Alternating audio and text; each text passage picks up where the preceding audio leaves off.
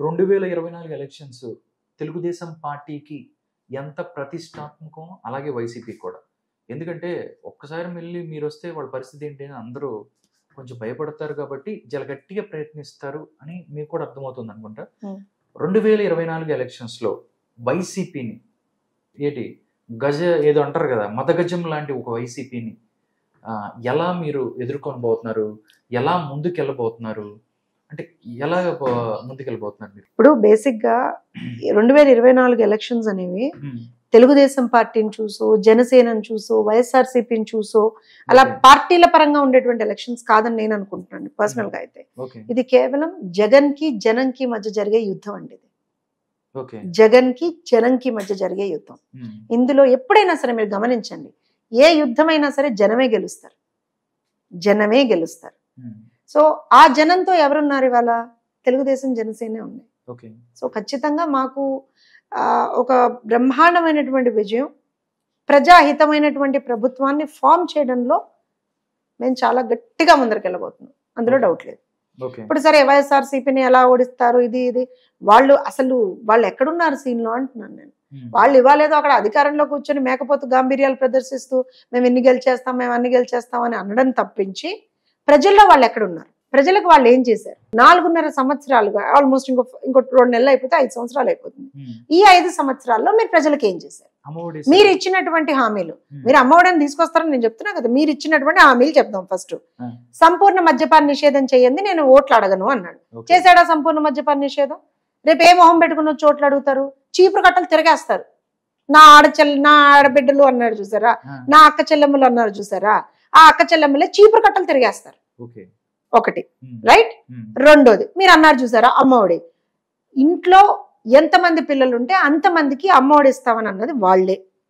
ఇవాళ అమ్మఒడి ఏ రకంగా ఇస్తున్నారు, దానికి ఎన్ని ఒక రకంగా ఆబ్లిగేషన్స్ పెట్టారు, ఎన్ని హిండ్రెన్సెస్ పెట్టారు అనేది కూడా మనందరికీ తెలుసు. సో అక్కడ అక్క చెల్లెమ్మలు ఆయన ఏం చేస్తారనేటువంటిది జనాలందరికీ అర్థమైపోయింది. ఇప్పుడు సిపిఎస్ రద్దు చేస్తాం అన్నాడు. ఎప్పుడు? నేను అధికారంలోకి వచ్చినటువంటి వారం రోజుల్లోనే, చిట్టికేస్తే వారం రోజుల్లో నేను సిపిఎస్ రద్దు చేసేస్తా అన్నాడు. ఆ చిట్టికి ఆయన వేయను లేదు, ఆ వారం రోజులు రాను లేదు.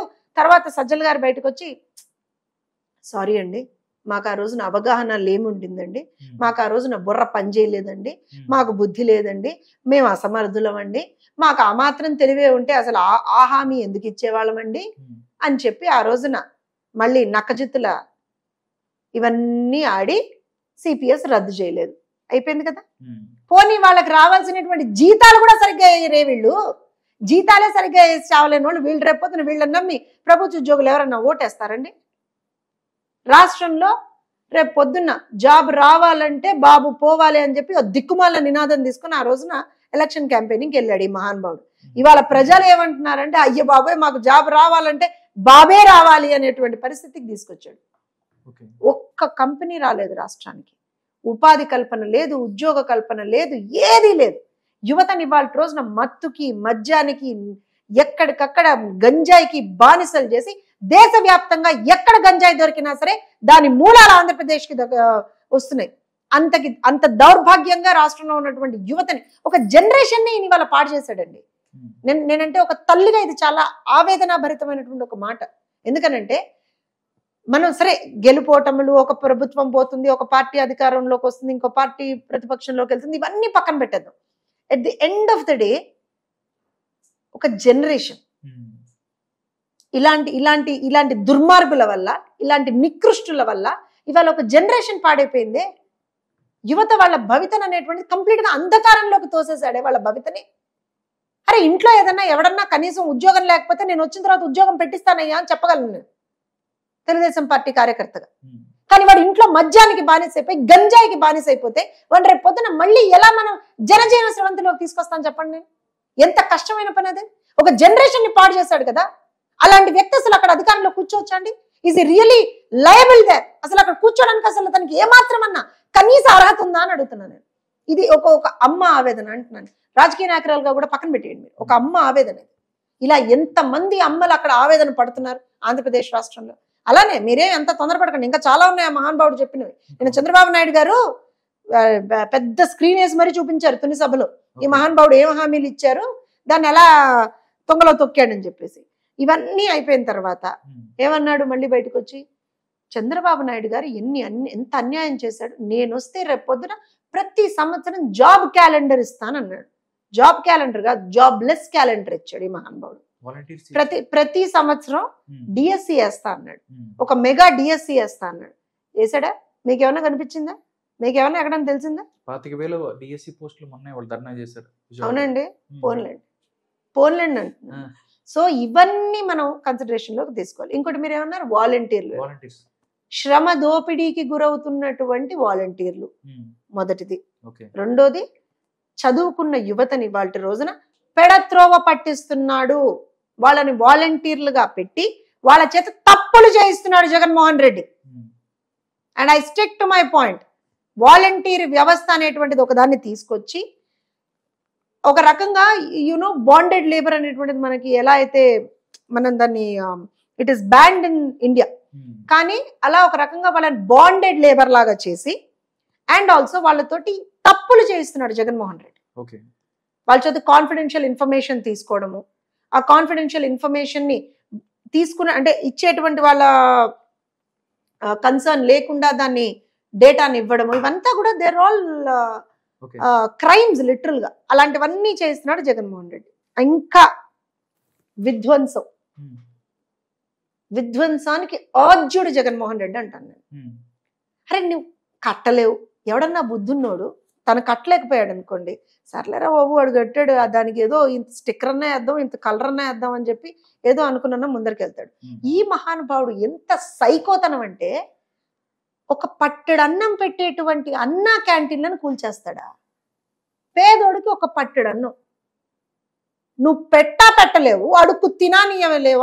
అమ్మ పెట్టదు, అడుక్కు తినానివ్వదు అన్నట్టుగా నీకా చేత కాదు, ఒక్క ఇటుక వేసేటువంటి తెలివి నీకు ఏడిచ్చావాలా? మరి కనీసం తెలుగుదేశం పార్టీ అధికారంలో ఉన్నప్పుడు అన్నా క్యాంటీన్లను తీసుకొచ్చు. నీకు అంత దిక్కుమాలతనం ఉంటే అన్నా క్యాంటీన్లు కాదు, రాజన్న క్యాంటీన్ అన్నా ఏడ్చుకొని చావచ్చు కదండి. అది లేదు, ఇది లేదు. అన్నా క్యాంటీన్లు ఎవడన్నా కూల్చేస్తాడా? ఇంత దౌర్భాగ్యకరంగా ఉన్నాడు ఆ మహానుభావుడు. మీరేమో ఏమండి వాళ్ళు రేపు పొద్దున ఎలా అన్నా గెలుస్తారేమోనండి, వాళ్ళు అలా అంటున్నారండి అని మీరు అంటున్నారు. ఇంకా నేనేం మాట్లాడినండి? వాళ్ళు చేసిన తప్పుల్ని ఇలా ఒక 10 నిమిషాల్లో మీకు ఇన్ని చెప్పా నేను. మీరు ఇంకో 2 గంటల టైం ఇస్తే మొత్తం మీకు ఒక పెద్ద బుక్కే రాసిస్తా ఆ మహానుభావుడు చేసిన తప్పుల్ని. సో వాళ్ళు గెలవడానికి ఆస్కారం అనేటువంటిది పక్కన పెట్టేస్తే, రేపు పొద్దున్న వాళ్ళలో ఇప్పుడు భయం ఎలా ఉంది తెలుసా? మేము ఓడిపోతే రేపు పొద్దున్న తెలుగుదేశం వాళ్ళు కాదురా నాయన, ప్రజలు మమ్మల్ని ఏం చేస్తారా అని భయపడుతున్నారు. ఒక్కటండి, లాస్ట్ రెడ్ బుక్ ఉంది కదండి, దాంట్లో ఏం చేస్తారు మేడం? ఆ రెడ్ బుక్ లో పేర్లు నేమ్స్ ఉంటాయంట కదా, అంటే రెడ్ బుక్ లో పేర్లు రాసుకుంటున్నారు కదా. అవునండి. ఒకవేళ ఓడిపోయింది అనుకోండి, ఏంటి వీళ్ళందరూ నాని గారు, పేర్ని నాని, అనిల్ కుమార్, రోజా గారు, వీళ్ళందరూ ఏంటి మామూలుగా సార్ రెడ్ బుక్ లో ఎవరైతే దొంగ పనులు చేశారో, ఎవరైతే మా కార్యకర్తల్ని, మా నాయకుల్ని, మా అధినాయకుడిని ఇబ్బంది పెట్టారో, ఏ అధికారులైతే వాళ్ళకు ఉన్నటువంటి పరిధులను మించి తప్పులు చేశారో, ఏ అధికారులైతే మా వాళ్ళందరినీ ఇబ్బందులు పెట్టారో వాళ్ళ పేర్లు రాసుకున్నాను సార్. అంతే. రేపు పొద్దున్న మేము అధికారంలోకి వచ్చిన తర్వాత వాళ్ళ మీద చట్టపరమైనటువంటి చర్యలు తీసుకునేటువంటి దానికోసం ఒక ప్రయత్నం చేస్తాను సార్. గుమ్మడికాయ దొంగ అంటే వీళ్ళు ఎందుకు భుజాలు తడుముకుంటున్నారు? అంటే మీరు అధికారంలోకి వచ్చిన తర్వాత వీళ్ళందరూ అంటే మీరు తప్పులు చేశారా? అంటే ఏమో వాళ్ళు మీరు తప్పులు చేశారు, వాళ్ళు చేస్తారు అని వాళ్ళు భయపడతారు. అవును సార్, మీరు తప్పు చేయకపోతే మీకు భయం ఎందుకు అంటున్నా? ఇప్పుడు మన విజయసాయి రెడ్డి వెళ్ళాడు election sorry but election commission దగ్గరికి వెళ్ళి, లోకేష్ గారు రెడ్ బుక్ అని పెట్టాడండి. ఎలక్షన్ కమిషన్ కి రెడ్ బుక్ ఏం సంబంధం రా నాయన? ఇంత జాబ్లెస్ గా ఉన్నారా వీళ్ళని అనిపించింది నాకు ఆ రోజున. ఎలక్షన్ కమిషన్ కి రెడ్ బుక్ ఏమైనా సంబంధం ఉందా చెప్పండి? అంటే ఆయన ఏమైనా తప్పు చేశాడేమో, తప్పు చేయకపోతే కంగారు ఎందుకు అంటున్నా. ఇప్పుడు మీరేం తప్పు చేయలేదు కదండి. మరి మీకేమైనా కంగారు ఉందా? రెడ్ బుక్ లో ఏమన్నా మీ పేరు ఏమన్నా ఉందా? లేదుగా. మరి అలా ఎవరైతే తప్పు చేయరో వాళ్ళకేం కంగారు ఉండదండి, తప్పు చేసిన వాళ్ళకి కంగారు ఉంటుందండి. ఇప్పుడు మీరే ఆలోచించండి. ఇప్పుడు మనం తప్పు చేసామనుకోండి, రేపు పొద్దున్న అక్కడ ఒక నిజాయితీ పరుడు కూర్చున్నాడు, అయ్యో బాబోయ్ మనం తప్పు చేసాం, ఆయన మనల్ని ఎక్కడన్నా శిక్షిస్తాడేమో అనే భయం మనలో ఉంటుంది కదా. ఇవాళ వైఎస్ఆర్సీపీలో ఉన్నటువంటి ప్రతి ఒక్కళ్ళకి, అలానే వైఎస్ఆర్సీపీకి అన్డ్యూగా అడ్వాంటేజెస్ చేసినటువంటి ప్రతి ఒక్క అధికారికి ఇవాళ భయంగా ఉంది. దాంట్లో మా తప్పే ఉంది సార్. మేమేం చేశాం సార్? మేమేం చేసామని అడుగుతున్నా. మేమేం చేయలేదే. ఇప్పుడు నన్ను ఎవడన్నా కొడితే వాడి పేరైతే రాసుకుంటా కదండి, గుర్తుపెట్టుకుంటాం. లేదా నన్ను తిట్టినా, మా నాన్నని తిట్టినా, మా అమ్మని తిట్టినా, లేకపోతే నా తమ్ముడిని కొట్టినా రాసుకుంటావా రాసుకోవా? మా కార్యకర్తలందరూ మా కుటుంబ సభ్యులే కదండి. మా కార్యకర్తలందరూ కూడా వారి ప్రాణాలని పణంగా పెట్టి పార్టీని కాపాడుకుంటున్నారు కదండి. మా కార్యకర్తల వల్లే ఇవాళ పార్టీ ఇంత బ్రహ్మాండంగా ఉండి ప్రజలకి మేము సేవ చేయగలుగుతున్నాం కదండి. ఆ కార్యకర్తల్ని ఇబ్బంది పెడితే నడి రోడ్డు మీద కార్యకర్తని జై జగన్ అని అనలేదని చెప్పి నరికేస్తుంటే అలాంటి వాళ్ళని వదిలేయమంటారా? మమ్మల్ని వదిలేయాలా? మమ్మల్ని ఇబ్బందులు పెడుతూ మా కార్యకర్తల్ని మీద దాడులు చేస్తూ, అరే యువగళంలో ఏం తప్పు చేశారండి వాలంటీర్లు? ఏం తప్పు చేశారు వాలంటీర్లు? యువగళం వాలంటీర్లు ఏం తప్పు చేశారు? కంటికి రెప్పలాగా ప్రజల్ని కాపాడుతూ, నాయకుడిని కాపాడుతూనే ఉన్నారు. కానీ ప్రజలకు ఏ విధమైనటువంటి ఇబ్బందులు కలగకుండా, ఎక్కడా కూడా వాళ్ళకి ఏమి ఇది కాకుండా వాళ్ళు చూసుకుంటుంటే వాళ్ళ మీద రాళ్ళు వేసి వాళ్ళ మీద ఉల్టా కేసులు పెడతారా? తమాషాలా? చంద్రబాబు నాయుడు గారు ఇరిగేషన్ ప్రాజెక్టుల సందర్శనకి వెళ్ళి ఈ ప్రభుత్వం ఏం చేయలేదో అది చెప్తా ఉంటే ఆయన మీద వాళ్లే దాడి చేస్తారు. మళ్ళీ ఉల్టా ఆయన మీదట, ఎవరి మీద? ఎన్ఎస్జీ ప్రొటెక్టీ అయినటువంటి చంద్రబాబు నాయుడు గారి మీదట హత్యాయత్నం కేసు పెడతారట. బుద్ధి జ్ఞానం ఉన్నవాడు ఎవడన్నా చేసే పనేనా అది? అలాంటి తప్పులు చేసిన వాళ్ళందరినీ వదిలేయమంటారా? ఏ పాపం ఎరగనటువంటి చంద్రబాబు నాయుడు గారి మీద, ప్రజలు తప్పించి ఇంకో ఆలోచన లేనటువంటి చంద్రబాబు నాయుడు గారి మీద, ప్రజాహితం తప్పించి ఇంకొక ఎక్కడా కూడా ఒక ఆయన నిద్రలో కూడా అదే ఆలోచిస్తారే, అలాంటి చంద్రబాబు నాయుడు గారి మీద అక్రమ కేసులు పెట్టి, దొంగ కేసులు పెట్టి, ఆయన ఏ రోజున కూడా ఎవరికి అసలు చీమకు కూడా హాని తలపెట్టినటువంటి చంద్రబాబు నాయుడు గారి మీద ఆయన్ని మానసిక క్షోభకి గురి చేసి 53 రోజుల పాటు ఆయన ఇబ్బంది పెట్టినటువంటి వాళ్ళని వదిలేయమంటారా? వదిలేయమంటే ఆలోచిద్దాం. పోనీ తప్పు చేసిన వాడిని వదిలేయమంటారా? రాజకీయంలో ఉన్నప్పుడు మనం తప్పు చేయకూడదు, చేసేవాడిని కూడా చేయనివ్వకూడదు. అది రాజకీయం, అది ప్రజా రాజకీయం. మేము చేసేది ప్రజా రాజకీయం. లాస్ట్ ఒకే క్వశ్చన్ అడిగి క్లోజ్ చేస్తాను మేడం. చెప్పండి. ఆర్థిక వ్యవస్థ చిన్న భిన్నమైందని చెప్తున్నారు. ఆంధ్రప్రదేశ్ ఆర్థిక వ్యవస్థ వేల కోట్ల రూపాయల అప్పులు తెచ్చాడు జగన్మోహన్ రెడ్డి. దాంతోపాటు మద్యం 25 సంవత్సరాల మద్యానికి వచ్చే ఆదాయాన్ని కూడా చూపించి అప్పులు తెచ్చుకున్నాడు. 30 సంవత్సరాలు వెనక్కి వెళ్ళింది టీడీపీ చెప్తుంది. ఇంత వెనకబడిపోయిన ఆంధ్రప్రదేశ్ ని తెలుగుదేశం పార్టీ అధికారంలోకి వస్తే ఎలా ముందుకు తీసుకెళ్తుంది? ప్రజలందరూ కూడా ఇప్పుడు చంద్రబాబు నాయుడు వైపు చూస్తున్నారు. దాంతోపాటు తెలుగుదేశం పార్టీకి అండగా ఉండటానికి రెడీ అయ్యారనేది ఒక సూచన ప్రాయంగా తెలుస్తుంది. అంటే దీన్ని ఆంధ్రప్రదేశ్ని మళ్ళీ మనం గాడిలో పెట్టే అవకాశం ఉందా? దీన్ని ఎలా ముందుకు తీసుకెళ్తారు? సెంట్రల్తో కానీ దీంతో కానీ చంద్రబాబు నాయుడుకి దీని మీద ఏదన్నా ఒక విజన్ ఉందంటారా? దీని ఉమ్మడి ఆంధ్రప్రదేశ్లో కూడా రాష్ట్రం కష్టాల్లో ఉన్నప్పుడు, రాష్ట్రం ఆర్థికంగా చితికిపోయినప్పుడు ఆ రోజున కూడా రాష్ట్రాన్ని మళ్ళీ గాడిలో పెట్టింది చంద్రబాబు నాయుడు గారు. సంక్షేమం అయినా అభివృద్ధి అయినా సమపాలనలో చేస్తూ రాష్ట్రాన్ని పురోగమనం దిశగా తీసుకెళ్ళింది చంద్రబాబు నాయుడు గారు. We have a proved track record. వీళ్ళలాగా కాదు మేము. ఇప్పుడు ఇంకో విషయం చెప్తానండి. తెలుగుదేశం పార్టీ విజన్ ఎప్పుడు ఎలా ఉంటుందంటే, చంద్రబాబు నాయుడు గారి విజన్, తెలుగుదేశం పార్టీ విజన్ ఎప్పుడు ఎలా ఉంటుందంటే, మేము 2 రూపాయలు, లెట్స్ సే ఫర్ ఎగ్జాంపుల్, ఓ 2 రూపాయలు మేము సంక్షేమం చేస్తే కేవలం ఆ 2 రూపాయల సంక్షేమం అక్కడితో ఆగిపోదండి. ఆ లబ్ధిదారులు ఎవరైతే ఉంటారో వాళ్ళు రేపు పొద్దున 10 రూపాయలు ఎలా సంపాదించుకోవచ్చు, ఆ విధానాన్ని, ఆ థాట్ ప్రాసెస్ ని కూడా వాళ్ళకి చెప్తాం. 2 రూపాయలతోటి 10 రూపాయలు ఎలా సంపాదించాలో చెప్తాం. 2 రూపాయలు వాళ్ళకి ఇవాళ ఇమ్మీడియట్ అవసరాలకి ఉపయోగపడేలా కూడా చేస్తాం. అది తెలుగుదేశం పార్టీ విజన్. మేము ఎప్పుడు సంక్షేమాన్ని అలూఫ్ గా పెట్టమండి. ఇప్పుడు మీకు ఎగ్జాంపుల్ చెప్తాను. జగన్మోహన్ రెడ్డి గత 5 సంవత్సరాల్లో చాలా సంక్షేమం చేశానని చెప్పుకుంటాడు. తెలుగుదేశం పార్టీ అప్పుడే పుట్టినటువంటి రాష్ట్రంగా విభజిత ఆంధ్రప్రదేశ్ లో 2014లో మేము అధికారంలోకి వచ్చాం. ఒక రకంగా డెఫిసిట్ బడ్జెట్ తోటి మనం రాష్ట్రాన్ని ఆ రోజున స్టార్ట్ చేసుకున్నాం. 2014 నుంచి 2019 వరకు ఇవాళ జగన్మోహన్ రెడ్డి చేసేటువంటి సంక్షేమం కన్నా కూడా 2% ఎక్కువ సంక్షేమం చేశాం మేము ఆ రోజున. మీరు ఒకసారి రికార్డ్స్ తీయండి. I'm open for challenge. ఎవడొస్తాడో రమ్మనండి వైఎస్ఆర్సీపీ నుంచి. వాళ్ళు ఎంత సంక్షేమం చేశారు, మేమెంత సంక్షేమం చేశారు అనేటువంటిది with facts, with numbers, with figures మేము చూపిస్తాం. కానీ 2014 నుంచి 2019 వరకు అంతే స్థాయిలో అభివృద్ధి జరిగింది. రాష్ట్రానికి కంపెనీలు వచ్చాయి, యువతకి ఉద్యోగాలు వచ్చాయి, ఎక్కడికక్కడ ఉచిత ఇసుక పాలసీ లాంటి ఒక అంటే ప్రజాహితమైనటువంటి పాలసీలు వచ్చాయి.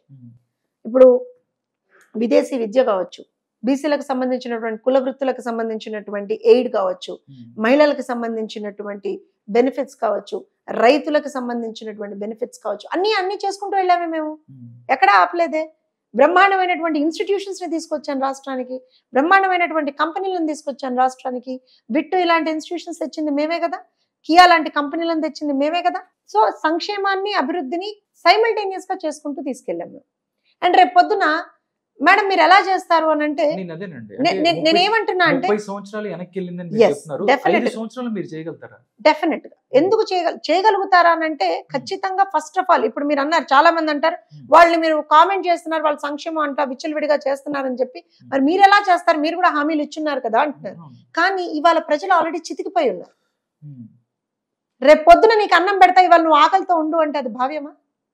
ఆకలితో ఉన్నవాడికి నేను ఇవాళ అన్నం పెట్టాలి కదా. అది పెడుతూ రేపు పొద్దున్న వాడు సంపాదించుకుని అన్నం వాడంతటా వాడు అన్నం తినేట్టుగా కూడా నేను చెయ్యాలి. ఒక ప్రభుత్వంగా నా బాధ్యత అది మేము చేస్తామని చెప్తున్నాం. ఎందుకంటే మేము చేసాం, ఇది వరకు కూడా చేసాం. అండ్ ఇంకొకటి, ప్రభుత్వాన్ని నడిపించాలి, రాష్ట్రానికి కంపెనీలు రావాలి, రాష్ట్రం ఒక డెవలప్మెంట్ యాంగిల్లో వెళ్ళాలి, ఉపాధి కల్పన, ఉద్యోగ కల్పన ఇవన్నీ జరగాలి, ఇన్వెస్ట్మెంట్స్ రావాలి రాష్ట్రానికి. ఎప్పుడైనా సరే ఒక రాష్ట్రం కొంచెం అభివృద్ధి చెందాలి అంటే ఇన్వెస్ట్మెంట్స్ అనేవి first important. Because they are the biggest gross generators for us, income generators. అవి రావాలి అంటే ఒక క్రెడిబిలిటీ ఉండాలండి. ప్రభుత్వాన్ని నడిపేవాడికి ఒక క్రెడిబిలిటీ ఉండాలి. జగన్మోహన్ రెడ్డి మొహం చూస్తే వాళ్ళు ఎవడన్నా ₹1 పెడతాడా రాష్ట్రంలో? ₹1 పెడతాడా రాష్ట్రంలో? మొన్న ఈ మహానుభావుడు ఉండడం మూలన బాండ్లు కూడా అమ్ముడు పోలా, అప్పులు తెచ్చుకుందామని అప్పులు పుట్టే పరిస్థితి లేదు. సో రేపు పొద్దున్న చంద్రబాబు నాయుడు గారు అనేటువంటి ఒక బ్రాండ్ వచ్చినప్పుడు ఆటోమేటికల్ గా credibility of the state increases. Credibility increase అయినప్పుడు ఏమవుతుందంటే అన్ని గాడిలో పడతాయండి. And I'm not gonna say that one డేలోనో ఏదో అద్భుతాలు జరిగిపోతాయి, ఎగ్దమ్సే అన్ని అయిపోతాయి అని అయితే నేను కూడా చెప్పను. It is a time consuming process. కానీ మేము దాన్ని అంటే ఒక రకంగా చాలా క్లిష్టతరమైనటువంటి పొజిషన్ లో రాష్ట్రం ఉంది కాబట్టి నిజంగా రేపు పొద్దున వచ్చేటువంటి తెలుగుదేశం జనసేన ప్రభుత్వానికి ఛాలెంజింగ్ ఎన్విరాన్మెంటే మాకు, అది ఛాలెంజింగ్ సిచ్యువేషనే మాకు అది. కానీ we will get on with it because we have done it earlier also. అందరికీ గుర్తుంటే ఆర్థిక సంక్షోభం వచ్చింది 95-96 లో. అప్పుడు ముఖ్యమంత్రిగా ఉన్నటువంటి వ్యక్తి నారా చంద్రబాబు నాయుడు గారు. సో ఫస్ట్ మూవర్ అడ్వాంటేజెస్ గా కొన్ని ఉంటాయి. ఏ రకమైనటువంటి కొన్ని ఒక ఇండస్ట్రీలో మనం వెంచర్ చేస్తే ఏ రకంగా మనకు బెనిఫిట్ అవుతుంది, ఇవన్నీ కూడా ఒక ముందు చూపు ఉన్నటువంటి నాయకుడిగా he he's got clear vision on that. ఇంకోటి ఏంటి అని అంటే ఇప్పుడు ఎనర్జీ విషయం తీసుకుంటే రెన్యూవబుల్ ఎనర్జీ గురించి మనం మాట్లాడతాం, వాటర్ గురించి మాట్లాడతాం. సో ఇవన్నీ కూడా వీ హ్యావ్ గాట్ అంటే ఒక థాట్ ప్రాసెస్ మాకుంది, ఒక ప్రూవెన్ ట్రాక్ రికార్డ్ మాకుంది, ఒక అనుభవజ్ఞుడైనటువంటి నాయకుడు చంద్రబాబు నాయుడు గారు, అలానే ఒక అంటే కన్విక్షన్ ఉన్నటువంటి నాయకుడు పవన్ కళ్యాణ్ గారు.